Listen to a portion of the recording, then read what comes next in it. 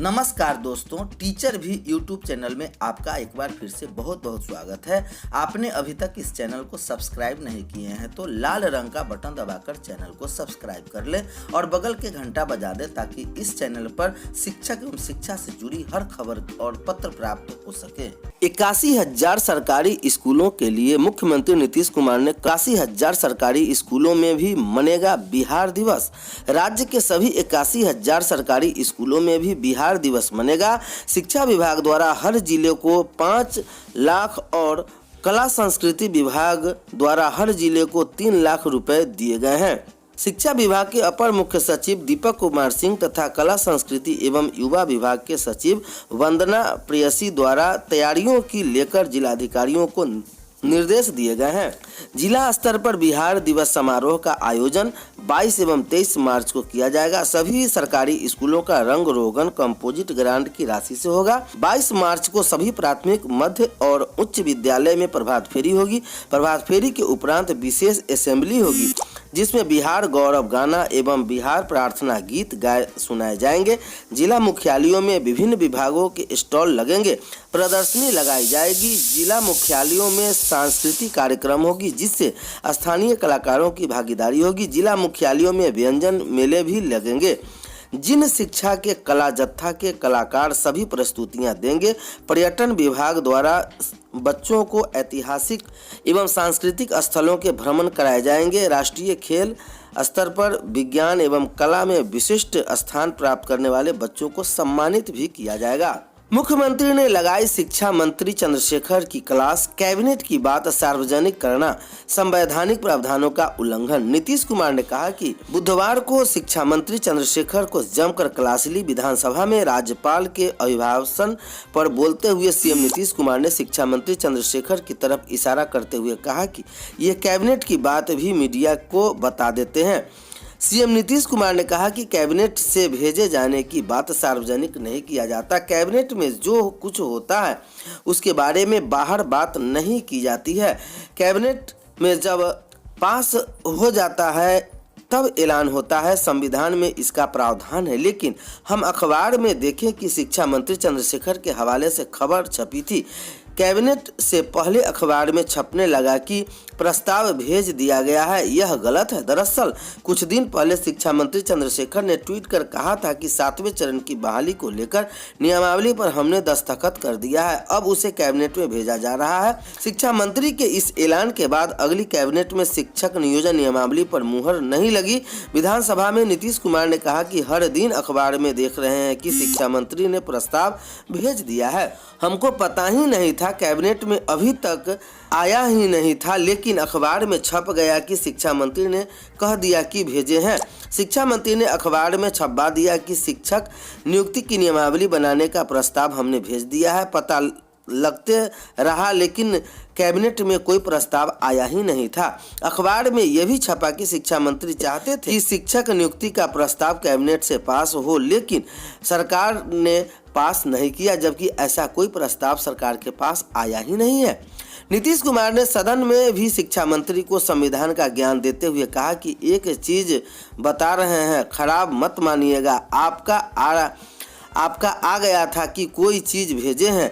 Cabinet में कोई चीज भेजा जाता है डिपार्टमेंट की ओर से तो उसके बारे में बाहर नहीं कहा जाता है। संविधान के मुताबिक राष्ट्रीय स्तर पर यही प्रोविजन है। कैबिनेट में जब कुछ हो जाता है तो उसकी घोषणा होती है।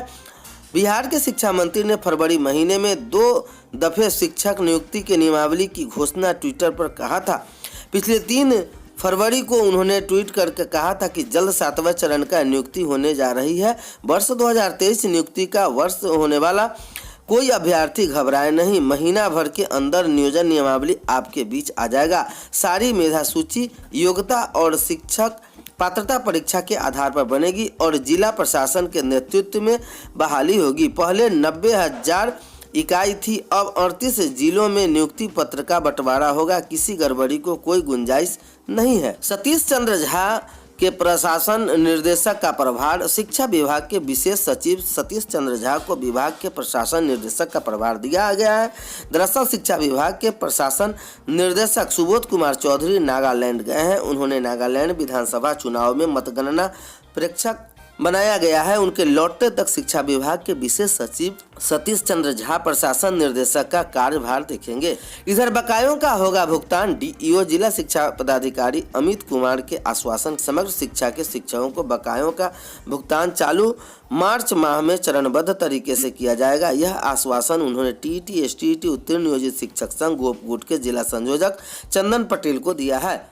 इसके मद्देनजर टीईटी एसटीईटी उत्तीर्ण नियोजित शिक्षक संघ गोपगुट की जिला इकाई ने 2 मार्च से प्रस्तावित क्रमिक अनुशासन स्थगित कर दिया है।